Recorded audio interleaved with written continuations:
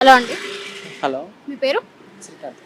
Sir ఇప్పుడు ఆంధ్రలో ఎవరు సీఎం అవుతారని మీరు అనుకుంటున్నారు? చంద్రబాబు వస్తే బాగుంటుంది. ఎందుకని? ఆయన మొత్తం బాగా చేసింది కదా అట్లా.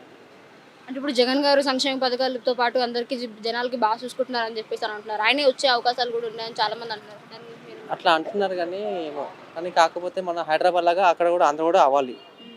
హైదరాబాద్ లాగా ఆంధ్ర కూడా అవ్వాలి అట్లా అని చెప్పేసి. గతంలో చంద్రబాబు గారు అంటే పొజిషన్‌లో ఉన్నప్పుడు సీఎం పొజిషన్‌లో ఉన్నప్పుడు ఏమీ చేయలేదని చెప్పేసి అని అంటున్నారు. ఇచ్చిన హామీలు కూడా ఒక్కటి కూడా నెరవేర్చకుండా ఉన్నారని చెప్పేసి అని అన్నారు. ఇప్పుడు జగన్ గారు వచ్చాక కొంతవరకు నెరవేర్చారని చెప్పేసి అంటున్నారు కదా మరి. దాని మీద నాకు ఊహ లేదు కానీ కాకపోతే మనకు హైదరాబాద్ లాగా అట్లా అక్కడ కూడా ఆంధ్రలో అవ్వాలి. అవ్వాలంటే చంద్రబాబు వస్తే అవుతుంది.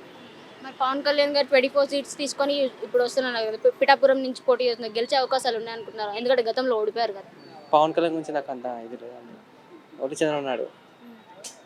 ఇప్పుడు అపోజిషన్‌గా ఆయనకి వైసీపీ నుంచి వంగ గీత గారు వస్తున్నారు. ఇప్పుడు ఆవిడతో ఈయన పోటీ చేస్తున్నారు. ఇక్కడ గట్టి పోటీ ఉంటుందని చెప్పేసి అంటున్నారు.